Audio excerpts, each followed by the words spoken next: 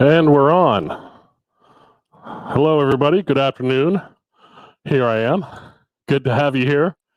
Todd Rains from Woodturning Tool Store here with you on Friday afternoon at 2:30 again for another live stream. So this is the second last in this series of small projects. So we've been going for, I guess, 7 weeks now. I think it's 8-9 weeks total. So we've had some good projects, and today hopefully is no different. A little bit change up in terms of we're going to do a faceplate turning today instead of a spindle turning. So, but first of all, let me just talk a little bit about what we're doing. So it's kind of all things wood turning. I've just made this series kind of on projects, and but we will talk about, get my head out of the way, tools and equipment, processes and techniques, wooden materials, whatever you guys want to chat about in the chat, please let me know.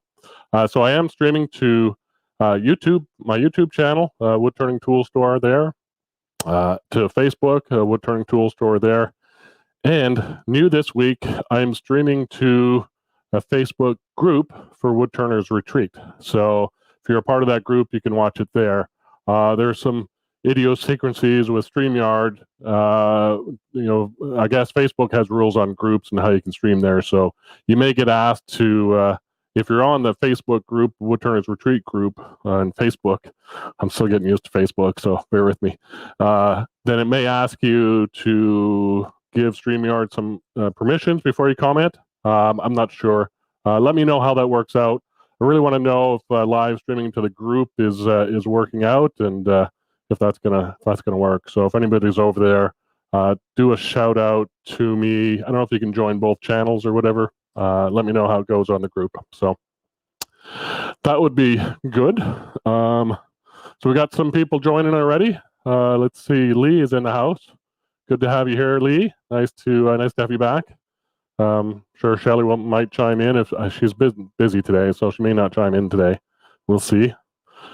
James, good to see you. I got your email. I'm sure Ron has got it, so we'll take care of that for you. It's going to be no problem having you there. So absolutely. Facebook user, hello to everybody. I don't know who that is. Maybe that's Chris watching on the group. So that may be the anonymization, I guess, of using the group chat. So I think that's what it said. If you StreamYard has to allow you access, you have to give StreamYard access to use your avatar and your name, I guess, on the group. So good, no worries. Tony, good to have you in the house again. Thank you. Can't watch today, Todd. I'm setting up for a show. I'll watch the video later. Well, we're going to miss you, Tony, but good luck in the show. Hope it goes well for you. Say hi to Nikki. We'll definitely watch the replay. And Hyam, thank you for joining. I appreciate it. I think that's nice to see some other folks I've seen around on different meetings. Steve Thomas, good to see you. Good to see you. Well, virtually. Hope you're doing well. I'll probably call you after this, or maybe tomorrow, just to catch up. So, Facebook user, all good, no requests. Okay, so you come across as Facebook user, so not your real name. I think that's the difference. So, James, good to know. Thank you. Okay, hi Todd, good to visit. Okay, evening Todd. So these are all Facebook user groups. Facebook user from the Woodturners Retreat Facebook group. I think that's where they're showing up anonymous. Glenn Dornack, hey, thanks for the order, Glenn. It'll be in the mail tomorrow. Appreciate that. Dave Leader, hi, good to have you here. And here we go. My Facebook notification was turned off with the last update. Okay. Well, it's good to know. I don't, like I said, we're learning about the Facebook group and how it interacts with StreamYard here. So, but let's take a look at what we did a couple weeks ago. I want to show that off a little bit, and then what we did last week. So, and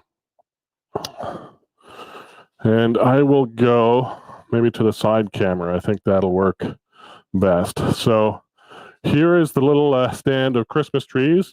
So we turned one at the 2 weeks ago, I think. So these are little pine trees. They're actually made of pine, 2x4 material. and just using a skew to curl them up, paint them first and then curl them up. So, and then, make a little sort of base for them. And I get a half log section and just make these. Shelly likes to put these on the fireplace mantle and make a little display. So Christmas trees like this are easy and fun. So watch that one. They're all still up on my YouTube channel and Facebook page. So Christmas trees. Last week we did a candlestick, and I painted it sort of a very bright red, but this is what we came to so far. So I've toned down the red, added some black to it, made it a little darker. It's actually too dark. Shelly wants me to paint it again. When I was playing with this paint, this is sort of a metallic gray or black, and I kind of like the look of this, but I'm also playing with some different colors on top of this, and we'll see how this actually ends up. But that's the basic candlestick that I turned, 7/8 inch candle up in there. That one of those she corrected me and she said it's a taper candle, Todd. I said, okay, well, whatever those long skinny ones are. So candlesticks are fun, easy, quick project to do. Today we are going to do so everything we've done so far has been a spindle turning. We did pens, we did a scoop, we did a pendant. Actually, that was faceplate turning in a way, but I get off topic. But today we're actually going to do a faceplate turning. You can see the blank on the mounted on the lathe. We're going to turn one of these. Maybe not exactly like this, but it's a little snowflake bowl. So I don't think we'll get through all the decoration or all the carving today, but we'll get the bowl turned and we'll get it set up to where we can start to carve and understand how to do that. And I'll show you the paint. So I got a little stain on there. It's a glitter paint. If you can kind of tell, it's a little glittery and stuff. So we'll go through a bit of that. So first of all, how do I get that pattern?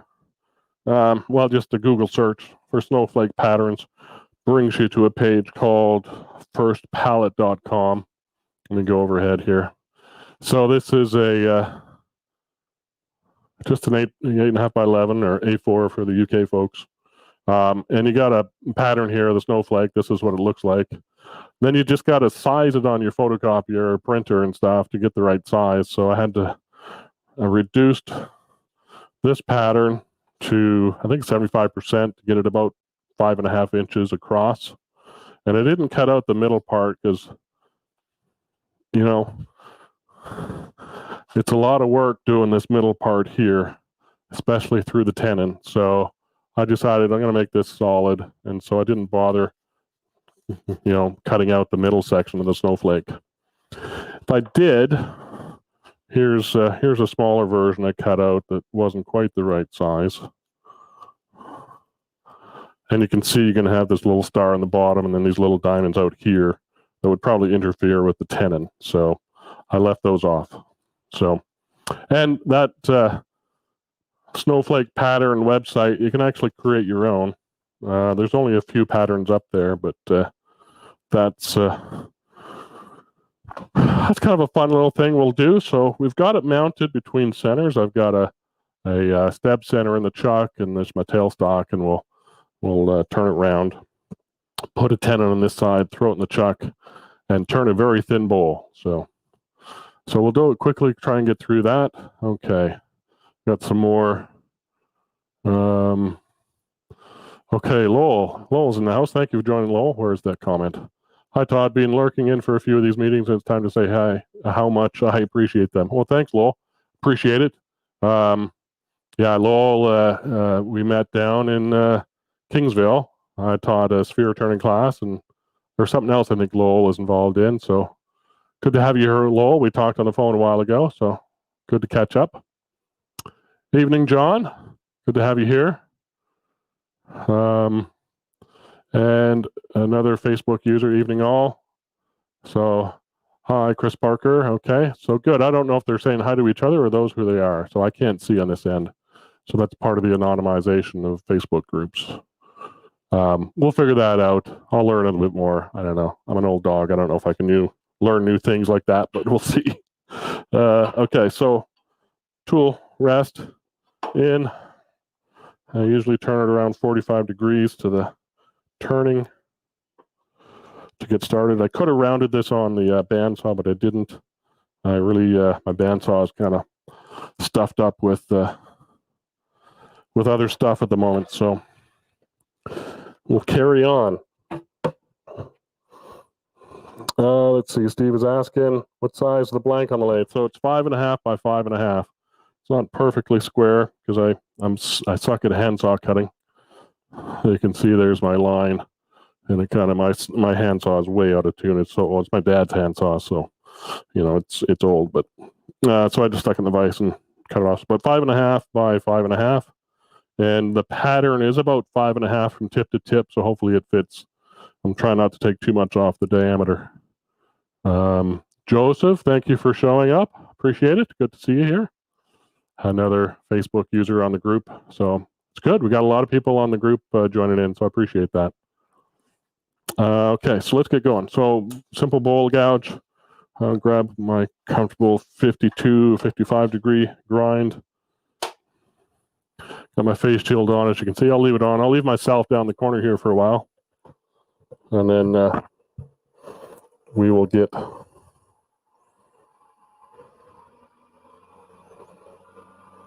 some other views as we get going here. 1400, we'll start there.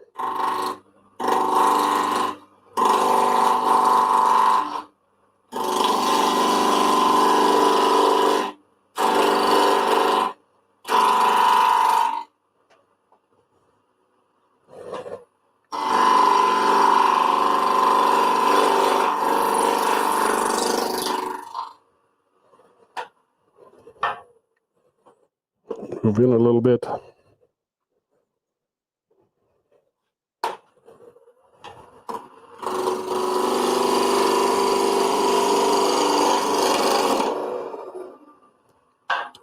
You know what's happening there. I'm using this step center. Probably shouldn't do it this way. It's complaining. So I heard that little zzz, and so my step center is spinning in my chuck. This one really isn't made for this chuck, so I may just tighten that up, move it. We'll see how it goes one more time. Move it to a proper chuck, or just use it between centers. Sorry about that bouncy move. Let me just do that while I get the tailstock back up. Tighten that back up, and we'll put that up in the corner. We'll go this way for now. Okay. Tighten everything back up. Speed down. And a little bit of a wobble. We'll true that up.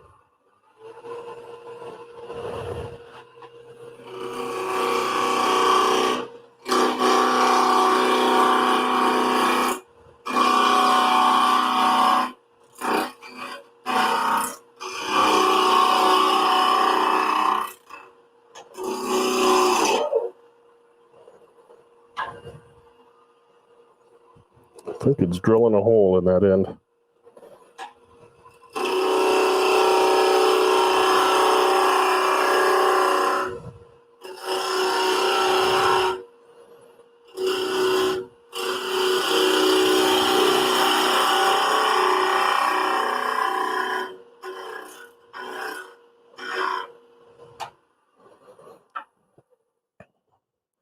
It's close enough for now. On that side, we just need to clean up this side. Get a tenon on it.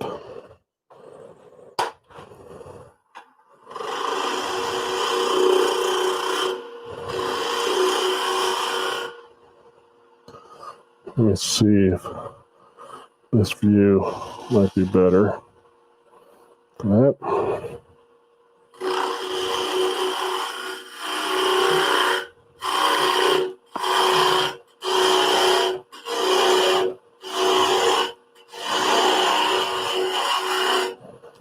So I've got my caliper set up for my tenon size for this chuck. So I'm going to scribe with the near point and hold the far point.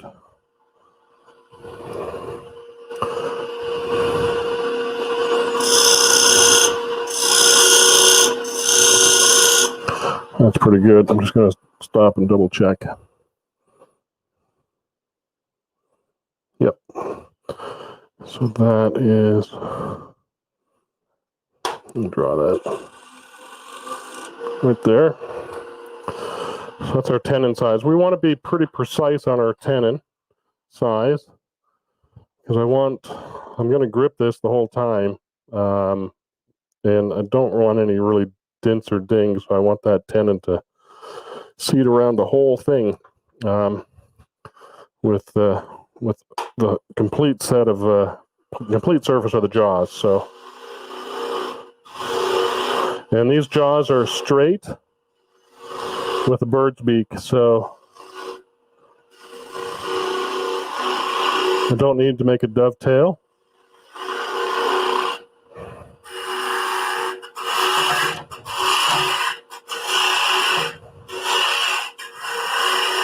I'm just doing some pre-shaping, get material out of the way. We'll leave a little foot up there for the jaws to go around and sit on, and we'll leave a little step, and then we'll come out. So we have a little fanciful little cove right in there. Let me just zoom you in there, you can see. So I'm leaving a little cove right in here, right, and leaving a little, let's go in that one.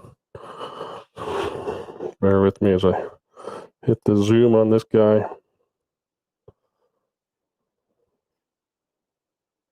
Oh, come on. Get that aimed correctly. Yeah. So that looks pretty good. I'm going to clean up that tenon just ever so slightly with my parting tool.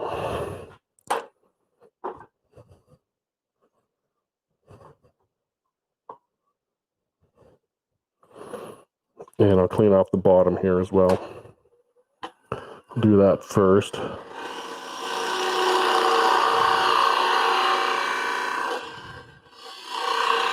I want to slightly undercut this. It's pretty good.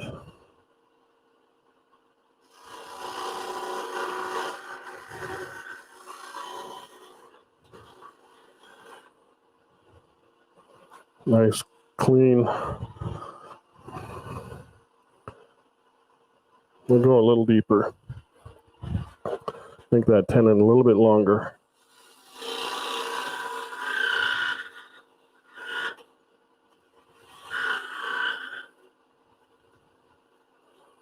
I'm not making a dovetail, I'm just kind of making sure it's ultra parallel if possible. Looks pretty parallel. Let's see. Yeah, maybe a little flare there, but and then we'll take this a little bit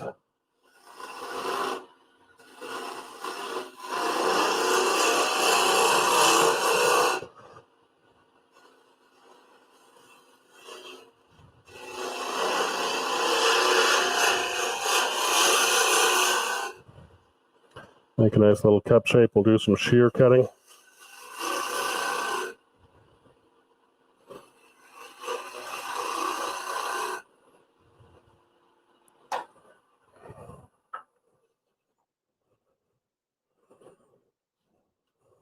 I think from a design point of view, I don't want it too deep, so we're going to waste a bit of wood here. We're going to make this ultra thin. So, but that's looking good. I'm going to double check. Can I do that? Yeah, maybe I'll just quickly. I'll do some shear scraping. I want to check this tenon fit, so I want to make sure that it's going to fit okay. So let's see. Oh, Chris is in the house. Good to have you here, Chris. Thank you for joining. Let's see who else. Hi, Edward Beck. You stateside? Yeah. So Edward is stateside. I think he's up in Pennsylvania. For a Facebook user to know. So happy Friday. I think that's what day it is. Who can tell anyway? Yeah, I'm the same way. This is really the only way I know that it is Friday, because I'm out in the shop doing this live stream. So that's one of the reasons why I chose to do this live stream. Was it forces me out in the shop and to do something. So that's nice. So let's see. Very true, Cheryl Elliott Lewis. All days have become the same. Yes. Okay. So we got some conversations going on. Good stuff, people. I appreciate you joining in. What size Powermatic you working on, Todd? I have a Jet 2442. Incredible lay. This is the 3520B. It's got it in 2007, I believe. So thank you for asking. 2442. That's the new series, I guess, that they have out. So good stuff. Okay, so we're going to clean up this a little bit. We're going to do a little shear scraping, and I'm going to find. Let me bring it out.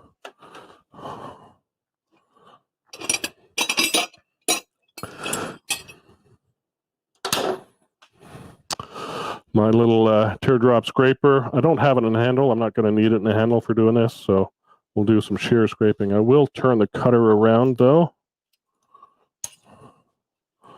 I'm just going to use the longer side. So I'll just swivel it this way. Oh, sorry, I have to hold that with my fingers.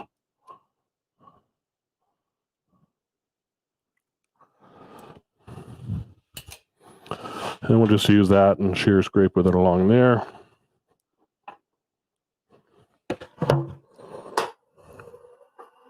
This is a teardrop cutter, high-speed T1 high-speed steel. This is the smaller size of the two that I sell. The larger one is about a 1/4 inch longer. Same width, same thickness.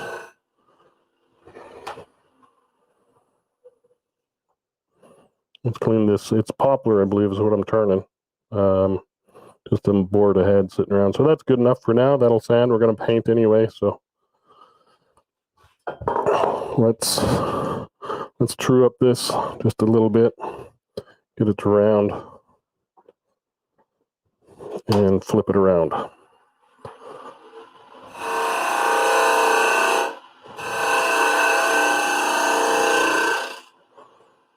I think that's got it. Not quite. One spot there. Let me do that one. Try to find that zoom out point there. That's pretty good.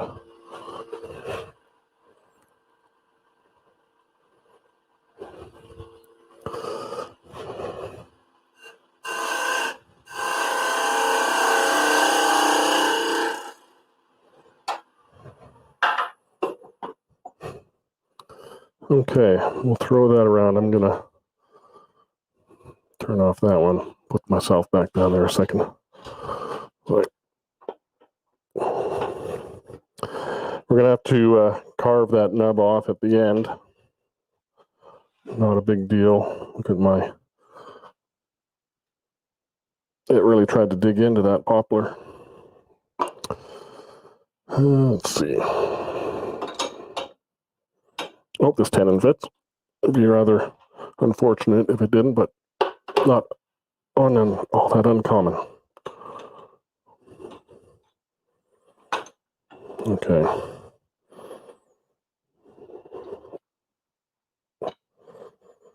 There we go.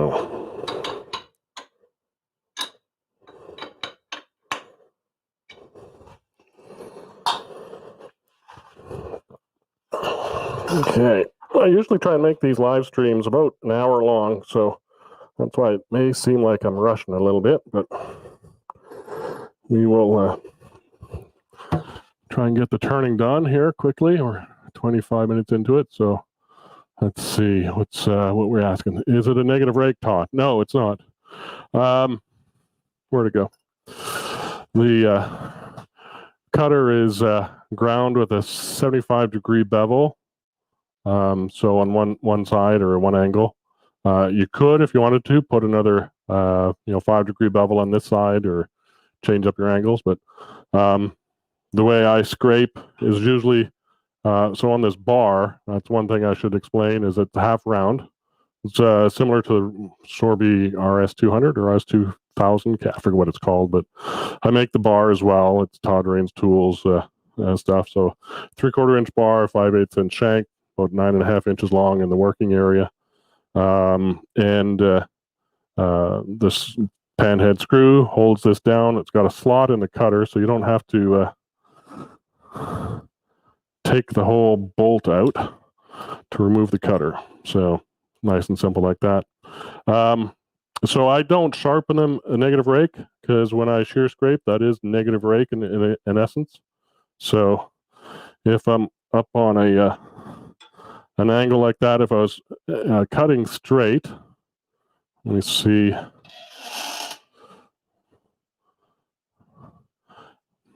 Stop shaking, camera. If I was cutting straight horizontal, then it would be a typical scraper. If I'm up on an angle, the angle between the cutter and the wood is less than 90, so that's negative rake. So shear scraping is a form of negative rake scraping. So that's why I don't. If you do want to use it, so that's why the half round bottom there, so you can adjust that shear angle or scraping angle. If you do want to cut with it, flip the cutter over, and you have it on the flat. And now, I'll move that out a little bit. And now it acts like a hollowing tool. So let me go overhead. So I can hollow out with this. And we can do a bit. And I'll put this in there, and we'll do a bit of the bowl this way as well. Got a couple of different opportunities to cut with different tools here. So let's take that opportunity. So we'll start with that scraper I just had, and we'll see how effective that works. So I want to move the tool rest back a little bit so my cutter can escape the tool rest. So this looks good. And I will put a handle on it this time, and we want to cut at center, so need to go up a little bit. And that looks pretty good. Get a handle here. Which one am I not going to use too much of? Skew, I'm not really going to use. Oh, that's the wrong size. Oh, there we go. Is that 5/8? That's half. I don't have a 5/8 out here.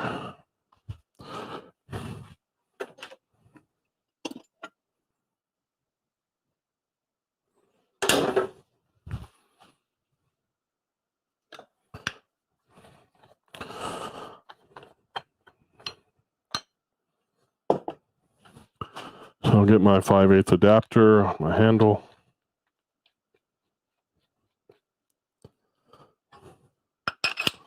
Get that in there. Set the set screws.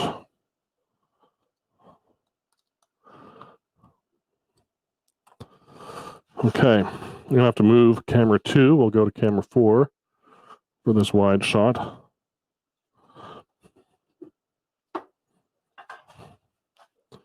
And we'll start hollowing this guy out.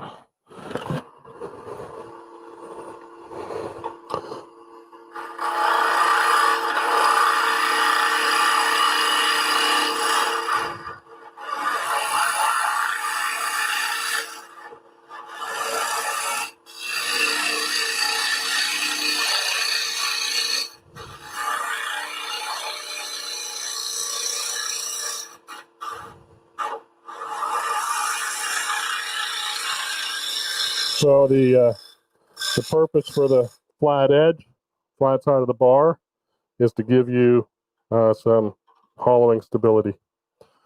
So let's see. Joel Elder, oh dang, I've got to go back to work before you finish.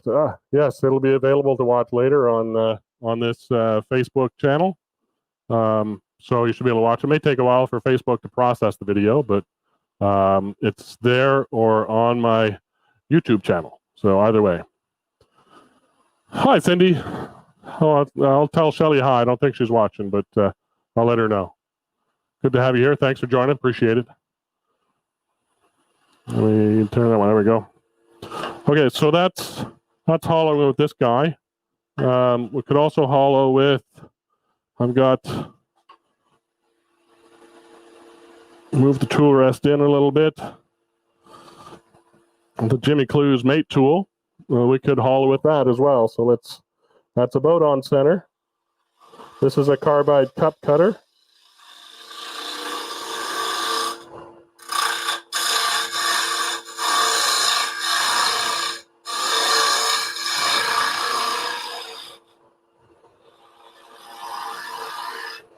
I'll show a little bit close up on this tool overhead, and that's good. I want to stop the lathe. That's what I want to do. Clean that off a little bit. So this is a carbide cup cutter in the end here. Let me just zoom in a little bit more. So it's held at a slight angle, and this tip is angled down. So when you have it flat on the rest and you hold the tool horizontal, this tip is angled downwards automatically for you. And that little bit of steel at the bottom acts as a bumper for your cutter so it doesn't self-feed. Very easy tool to use. These are great for anybody doing any kind of face grain or end grain hollowing, wet or dry wood. Very easy to use. So this is the number 1 cutter, which is a 6mm. So he makes a bigger one with a number 2 cutter, which is 8mm, so a little bit bigger cutter. And then there's the undercut version of it and stuff. So those are available too. So let's cut a little bit with this, and we'll get this camera faced the other way. So we'll have a little better angle as well on this one. Let's see. How's that looking? Not good. Bear with me as I just point this in the right direction. There, we got some light on it. So that'll give you kind of a parallel sort of view on it, and then we'll put camera 4 up in the corner. That'll give a high angle view, and we can do overhead as well. So, okay, camera 2 is finally stopped. Well, it's just moving ever so slightly. It'll stop. Let's carry on. Mate tool, mate number 1. So get under that center mountain.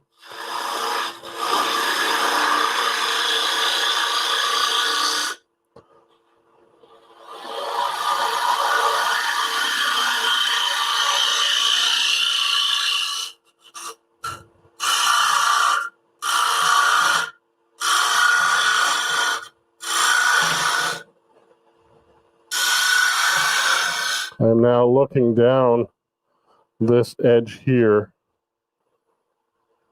to kind of start guessing my why is that double in there? Let's go to that one. To get my rim thickness. You can hear the wood scream a little bit, change in pitch.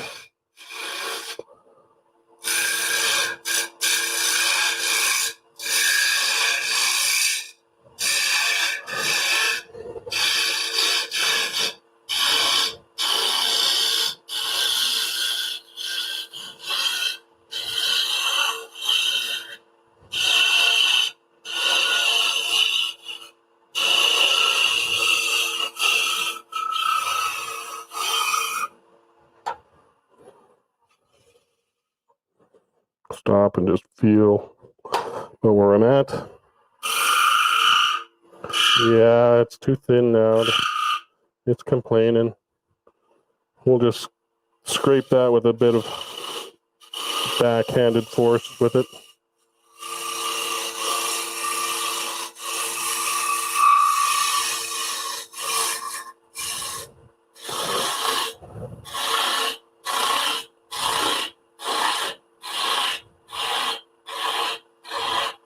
Very easy tool to use.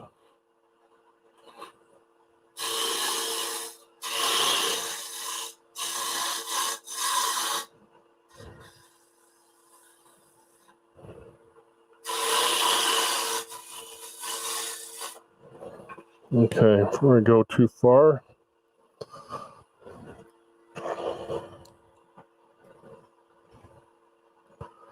I'll flip my cutter over on my scraper.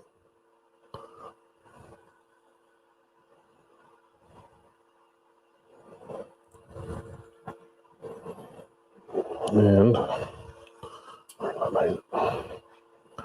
we're going to do a little bit of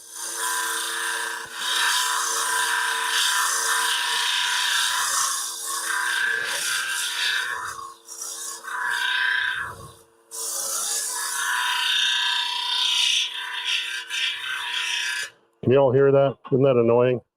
I hate when things get just a bit too thin before I'm ready for them to be. But if we want to pierce this and carve it, we want it nice and thin.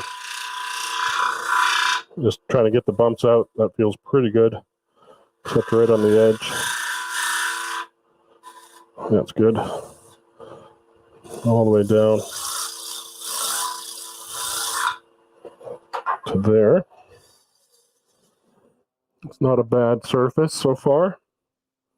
We got some chatter marks out here, but we're going to be carving some of that away, so that may not matter. I've got a knot right there. We'll see how that works. So let's continue using the mate tool. We got it here.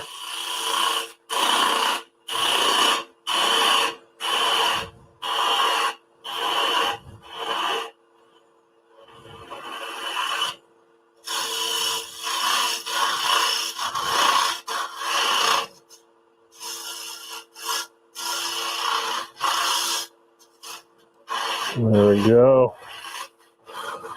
Just trying to get a nice sort of base on this thing.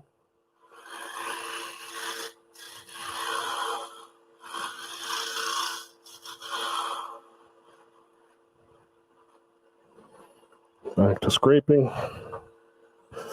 A little too high there.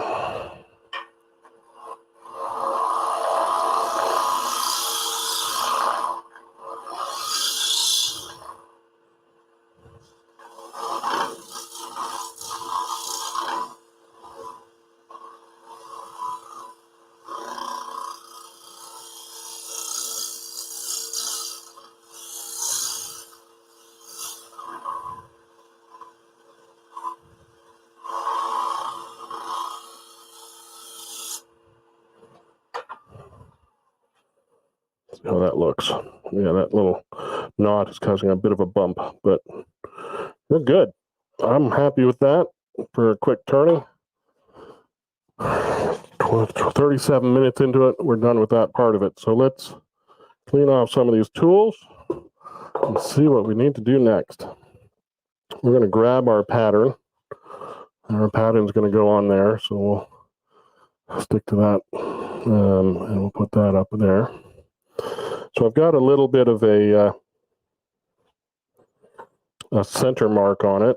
When you cut these things out, I'll show you take my face shield off.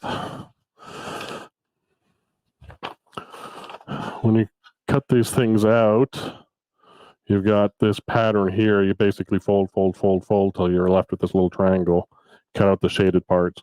You got this little part right in the center. I didn't cut that. All I did is cut a little nib off the top corner. I didn't cut that gray part out. So I just wanted to leave the center mark so that I can do this. I'm going to use, it's normally what I wouldn't do because I don't really want to put a hole in there, but for the sake of this, actually what I'll do, yeah, let's do that. We'll do it this way. I've got an easier way to do this that we're going to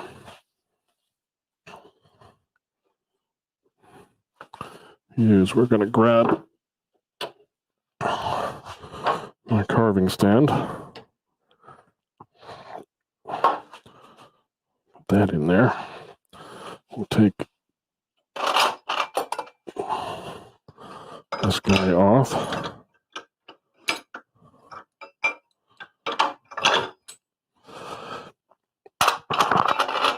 Might be an easier view to see how this works.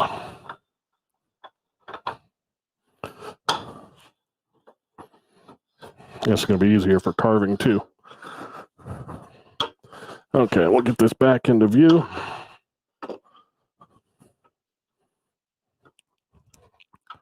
Oh, come on. There we go. There we go. I'm just going to move this over this way a little bit. There we go. Normally I have that one on a motor, but I'll set that up there. I'm just going to use my awl to kind of guesstimate the center. Where's that nasty bit of stuff out here? This, turn that off. That's a nasty chip out here, so I'll try and put that right between points. Right about there. Gonna come this way a little bit.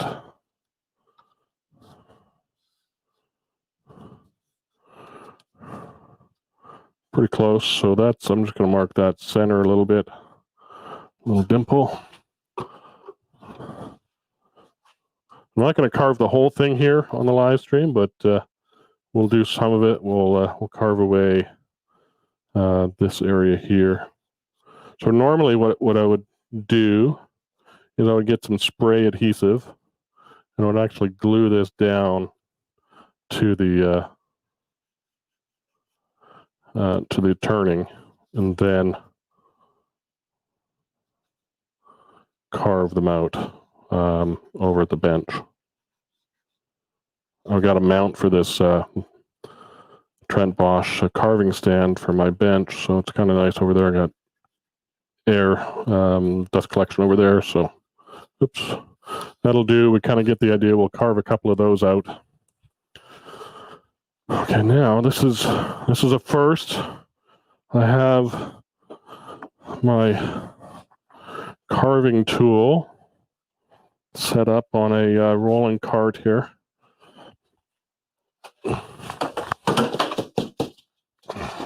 That out of the way.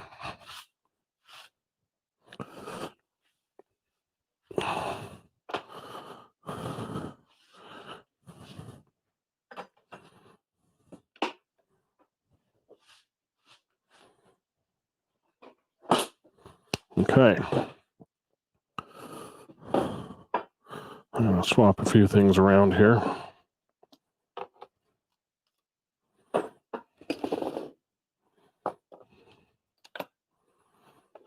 There we go. Also got a little drill here, so we'll drill through this guy to give us a starting hole. Nice and thin. And this guy, I just want to make sure I don't hit the chuck down there. I've got a carving tool with like a roto zip. It's like a tile or grout bit. Grout cleaner, I think, or a grout cutter, tile cutter. I'm not sure, one of those things. So let's grab this guy. And I'll take this out. We'll take out this point here. Camera's good. That's good. Power on. So I'm kind of rushing this, so I gotta slow down. Take some time here.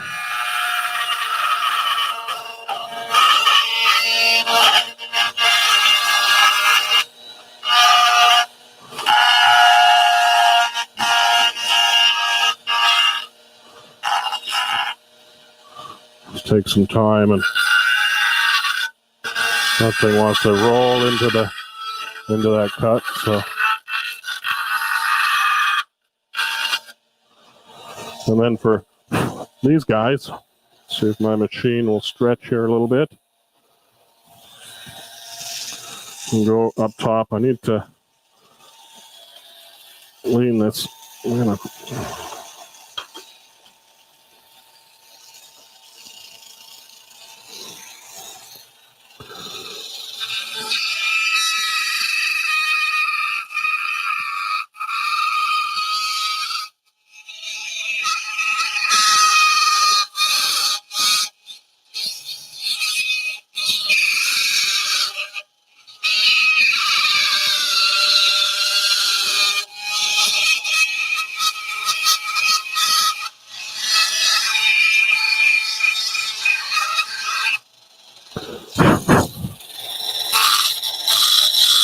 It's a lousy cut, but you get the idea. I'll have to reshape that a little bit.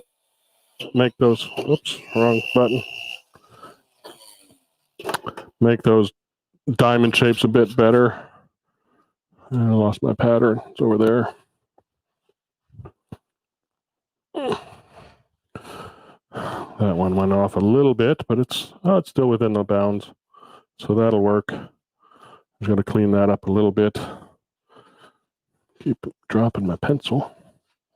What I didn't do is this one here.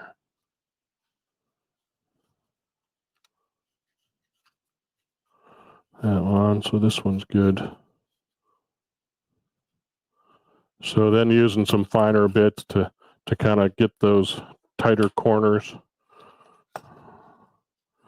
I would use, let's see, I've got these kind of stump cutters, rectangular ones.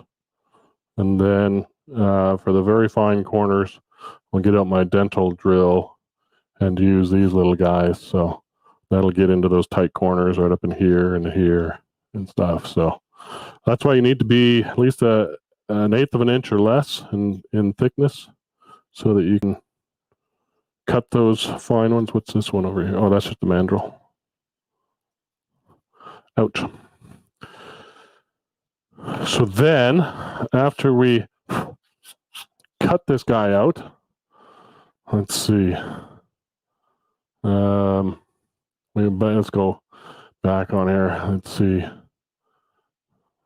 Just catching up on the chat here. Bear with me.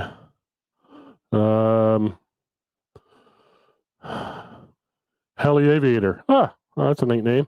Glad to see you using the Mate 1. Just got one from you, but haven't got into wood yet. Oh, well, do. It's so easy to use. It's such a nice tool. So there's a Mate 1, Mate 2, then there's the undercutter version of them. There's a Mega Mate as well that is, the Mate tools are 5/8 wide, 3/8 inch thick. The Mega Mate is 5/8 by 5/8. So it'll extend over the tool rest a lot more. So that's available as well. So yes, live north of Pittsburgh. Yeah, it must be Ed replying. Larry Randolph, good to have you in the house. Thank you for joining. Appreciate it. Gosh, St. Louis, right? Area? I think. Correct me if I'm wrong, Larry. I think it's up there. Yes, okay, saying hi to Cindy. Long time no chat. Hope you're well. I'm doing great. So just they're chatting back and forth. Let's see.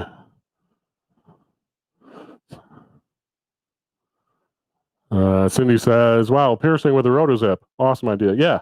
Learned that from Sammy Long. Took a carving class of his, and these are basically rotozip tile cutters. Cheap as borscht versus some of the other Dremel tools, so they work well. Okay, all caught up. So next thing, we're going to paint. So I've actually got my airbrush set up. So I would paint this with white background. So we'll do a little bit of that. I haven't sanded this. I'm not going to, for this, I probably will sand all this off, but for this demo, at least we'll, which hose am I on here, top or bottom? I've got a regular setup with air regulator setup with two outlets. So I got two airbrushes, or I got my airbrush and my, I got sawdust in there, or my pneumatic carving drill machine. So I would, once this is all carved out, I would coat this with a base coat of white. So we'll put some white on there. I should start this guy.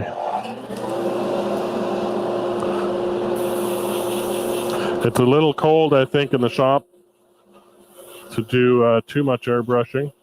I think the paints are a little cold.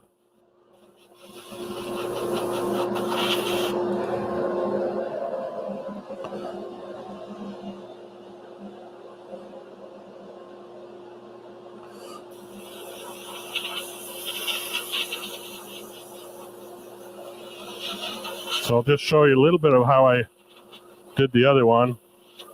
I'm making that a little too wet, but trying to get some coverage here quickly. So with the white on there, that'll give a good background. And then I'm going to spray a little bit of blue, kind of a baby blue, just around the perimeter there. And I'm going to try the Copic marker I've got here. I don't think is going to be fine enough spray to do what I want, but I want to show its use anyway. But I am going to have to heat things up a little bit. So a little heat gun. I'll dry that paint a little bit as I warm up my marker. So the first airbrush was just acrylic airbrush paint from Golden airbrush. That's what it is. So I'll just warm up my marker a little bit too so it flows. This is like a ice blue, light blue. And the reason why I'm using it is in this bowl, it's hard to see, but you can see some light hints of blue around the edges here. You can see it down here. And I do that, make it kind of look like ice. Sometimes ice gets a little bluish. So we shall try. This is the Copic Sprayer, and I'm going to widen out just a little bit. Take the chisel tip. These are the classic markers. Steve Thomason kind of turned me on to these. So thank you, Steve. And we'll see how it sprays. You can see a little bit of blue coming out. These aren't very accurate, not near as accurate as a regular airbrush. It's a wide pattern spray. But if we do a bit like that, get some blue on there, and we get a bit of that ice look. And then I'm going to go back over a little bit with the white, just to hide a little bit. I got my air up a little too high, I think.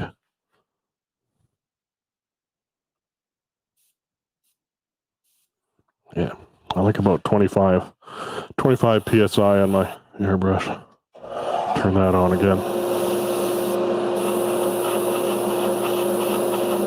Just a little bit of white to hide that blue a little bit.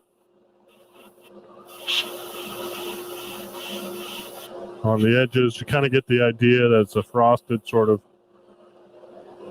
bowl. But that's sort of the technique that I took to create this one. Where's that button? There's that button. So we'll go through all the carving steps, and that's kind of what we get. I made this one a little bit more bowl shape than this one. I wanted something a little flatter. I can't see that. It's off the. See, the curvature of this bowl is pretty shallow, so it's a nice candy dish. These make great candy dishes for Christmas time for all those little Christmas mints or chocolates. So, yeah, that's what I'm going to finish up. So, Springfield, Missouri. Thank you, Larry. I knew it was somewhere up there. Not St. Louis, but Missouri anyway.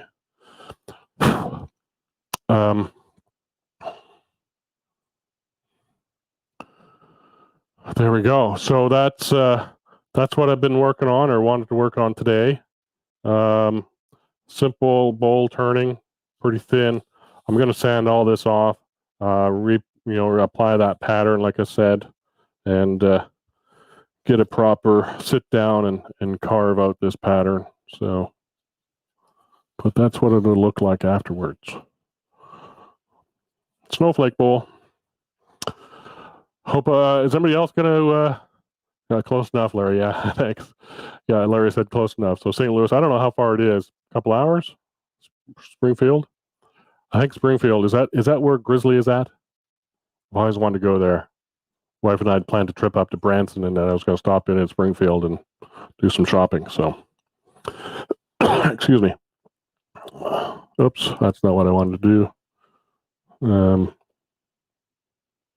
That's what I wanted to do.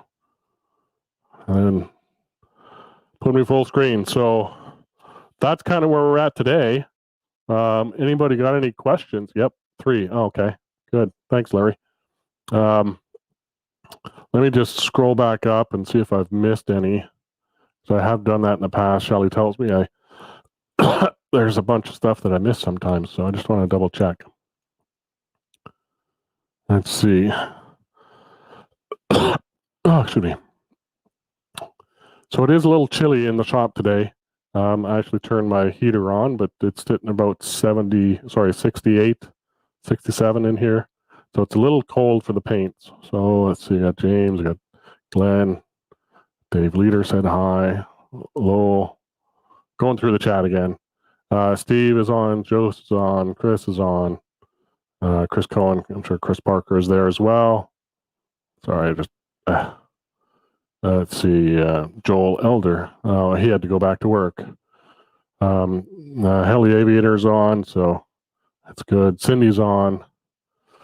And Larry and Cindy are having their little conversation back and forth. Good for them.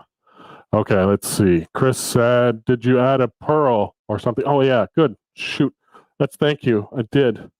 So once I get that sort of base coat of white and blue, I do add, I forgot all of this. Thank you, Chris, for saying something. I do spray glitter. This is a opal, opulent opal shimmer. So let's spray a little bit and see what that looks like. Hopefully it's warm enough. Again, this is a couple years old, this can, so. Okay. Anybody else have frustrations with spray can lids? Oh my gosh. I actually broke it. Yeah, okay. So this would kind of go over top. I don't think I shook it enough. So you can see the glittery effect. Yeah, not near. Not near.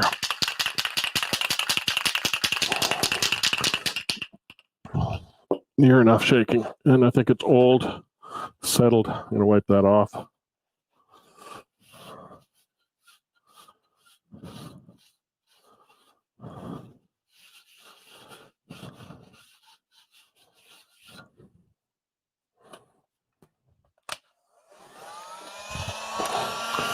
Get a little heat on it.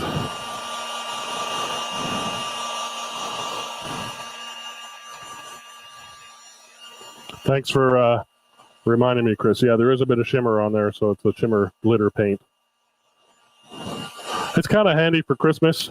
You get these sort of Christmas themed things, you know, whether they're candle sticks or other kind of things. And I don't think this is going to work, but you can see the glitter coming out, but the paint isn't coming out. So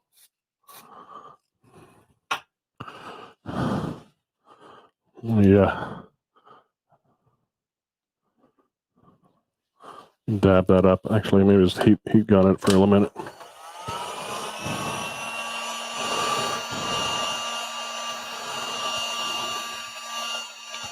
That's a Krylon product, glitter shimmer, opulent opal.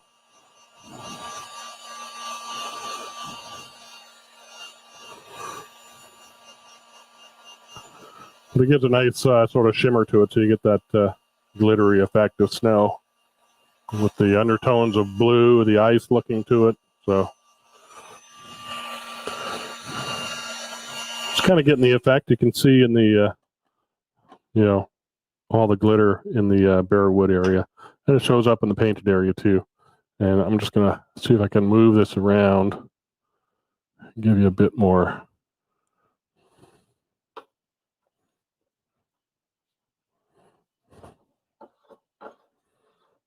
Take it off and have a bit more freedom to move it around.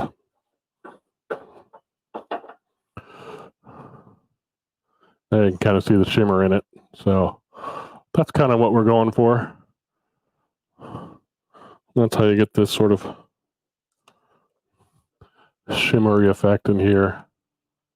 You can kind of see some of the, right by my thumb there, how it sparkles and stuff. So that's a good call, Chris. Thank you very much. Where did I go? Here I am. So that's the problem. Put that back on there because I'll probably just work on it a bit more.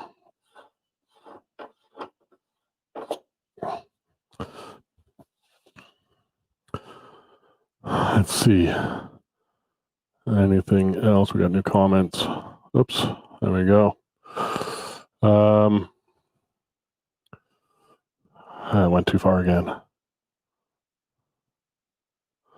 Okay. Gordon Gilliman says, Haywood County, North Carolina. Hey, well, good to have you here, Gordon. Thank you for joining. Oh, yeah, Steve says, Grizzly is awesome sort of visit. Yeah, well, someday I'll get there. I've got a Grizzly 1023 table saw I bought like 12 years ago or more. Actually, more than that. It's got to be 15, 18. No, it's at least 20. Yeah, 20 years ago. Grizzly is in Springfield. Okay, good. Thank you, Gordon. Heli Aviator, how do you make light, even cuts with the mate? Well, it's really just a matter of, bracing your, let me see if I can get, let me take this out. Put that aside. Take that out.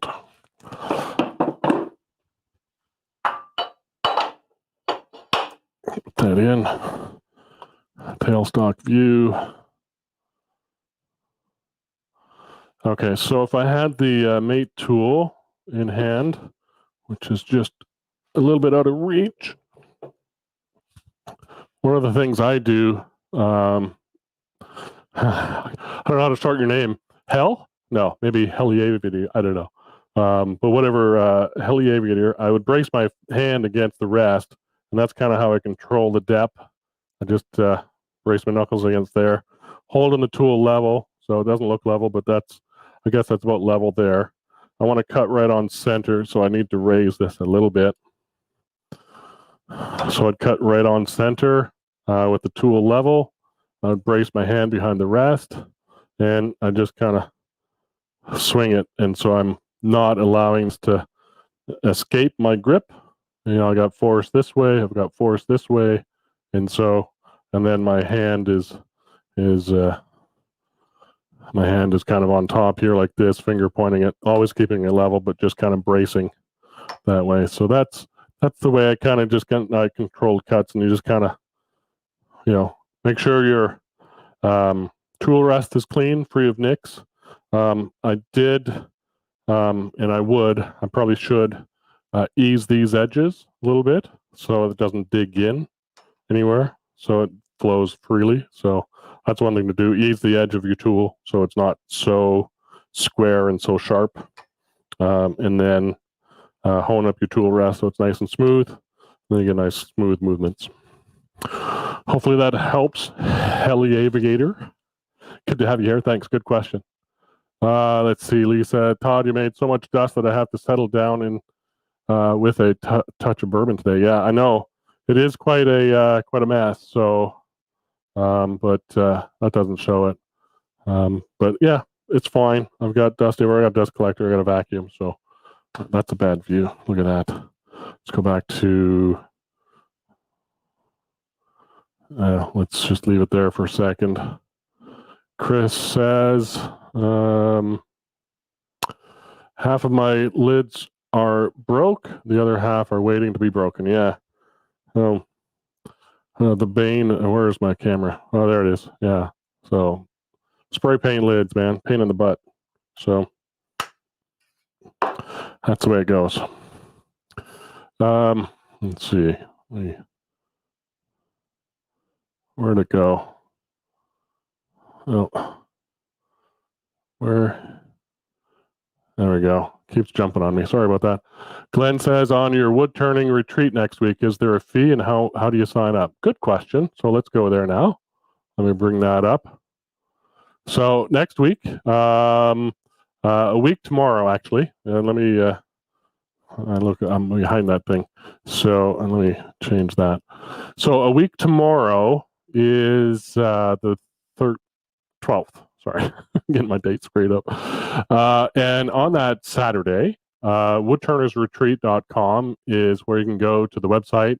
Tickets are $20 for 6 demonstrations. So there's 6 demonstrators, 2 from the UK, 2 from Canada, and 2 from the US. I'm one of the US folks. Jeff Hornig is the other. The Canadian turners are Joe Savageau and Cade Bolger. Joe's out of Alberta, Cade's out of Ontario. And then in the UK, we have Chris Parker and Stuart Farini.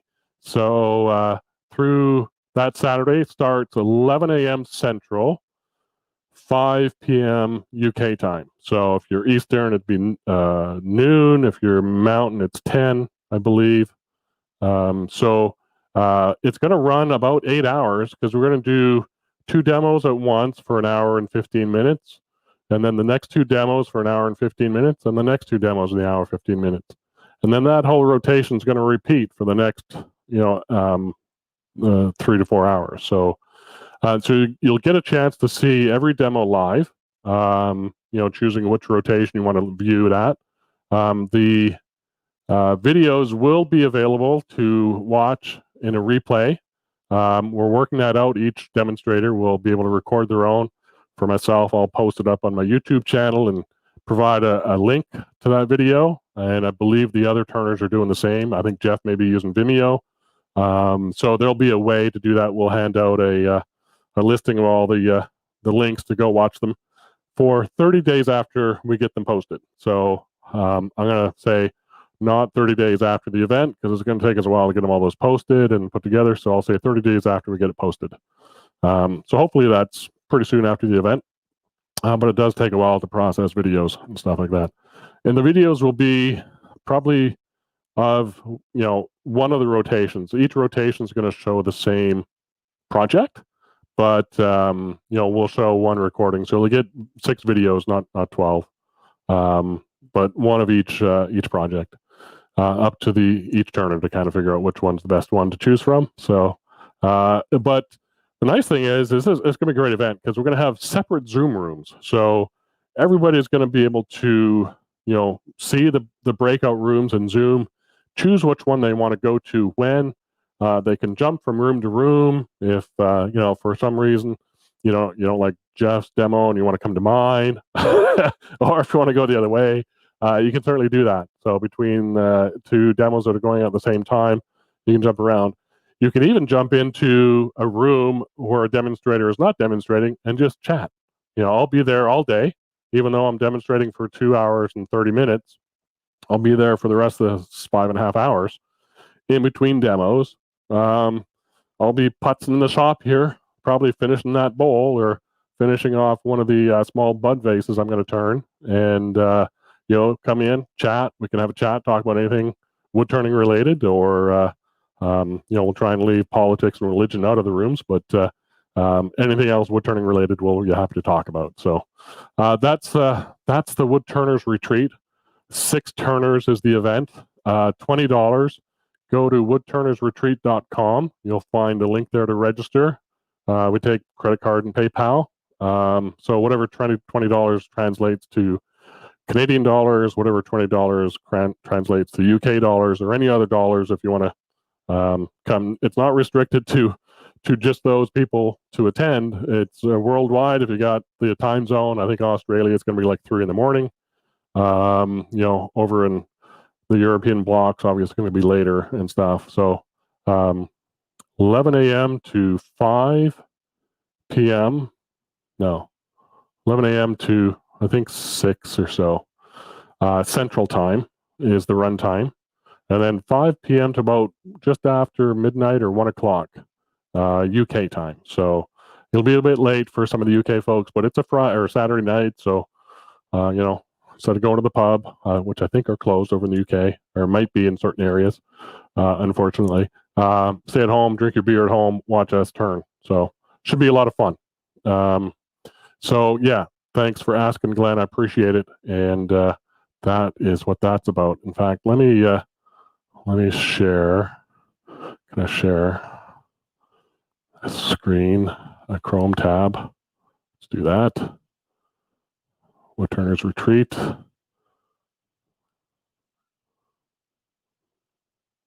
Did I click that? There we go.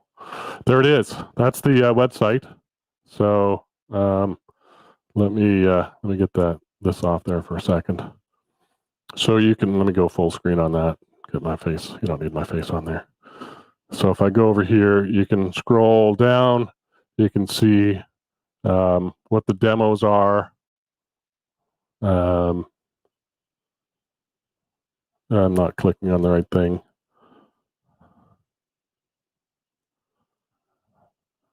There we go. Awfully slow.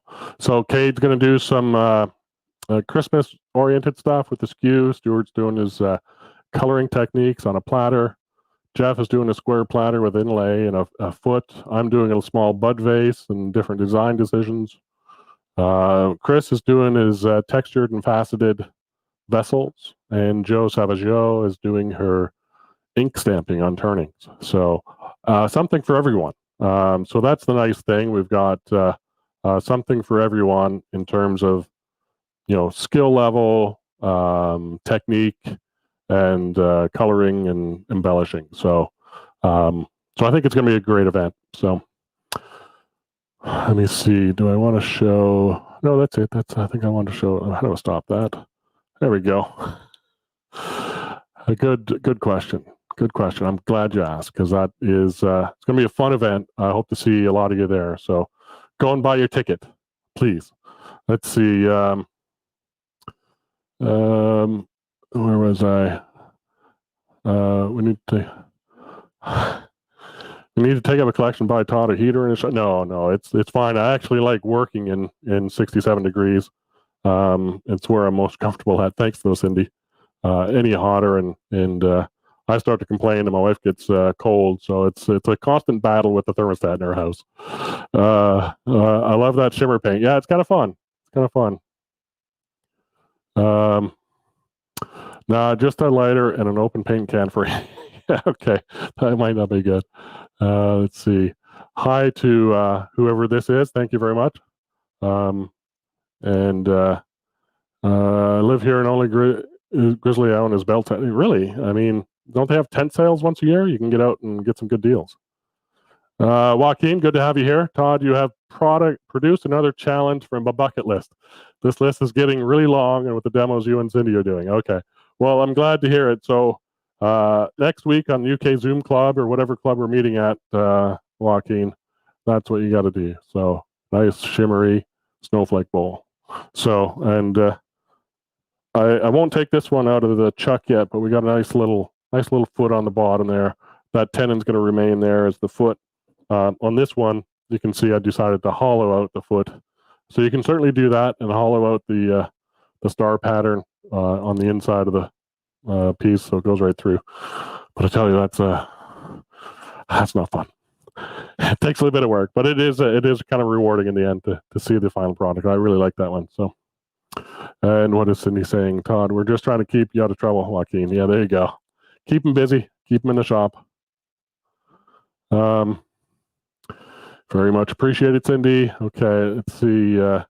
RG Walker. Hi, Todd. We met at SWAT last year. Oh, good, RG. I'm glad. I'm looking at your little avatar closely to see if I can recognize. But I hope to get together again, either at AW or SWAT, and see people again. Cindy's going to be at the retreat. Oh, good, Cindy. Thanks for buying a ticket. Appreciate it. And Joaquin's got his ticket. Looking forward to it. I'm glad. So, well, that's it, folks. We're like 15 minutes over time. I am sorry about that. You know, I guess you're just all keeping me in questions here. A lot of people joined this week. I'm really happy. Next week, Friday the 12th, I'll be back again for my last live stream in this small project series. So be sure to come back and join me. We'll be, I'll probably be, I don't know what I'm going to turn yet. I never know until, the Tuesday or so of the week. And then I try and get practice in, but I never get practice. So I didn't even practice this one. I just kind of go and turn. And that's what I like about this live stream. It is live. Stuff happens. Hopefully everything turns out well. This bowl is going to turn out well. The candlestick turned out well. The trees turned out well. The scoop turned out well. There's something that didn't quite go right that I can't remember, but that happens. So join me next week, 2:30 Todd. If you don't know what that means, go look at my other live streams, earlier ones. You'll understand what 2:30 Todd means. And we'll see you next Friday, and we'll see you at the retreat the following day, Saturday the 12th. So December 11th live stream. December 12th is the Woodturners retreat. And then December 16th, I think I got it right, Cindy. Wednesday night is Cindy's holiday box demo. So looking forward to that. So that'll be a lot of fun. So go check that out too. Till next time, next Friday. Y'all take care. Have a great weekend. And go turn a snowflake bowl. I want to see them. So bye for now. Okay, find that button. There it is.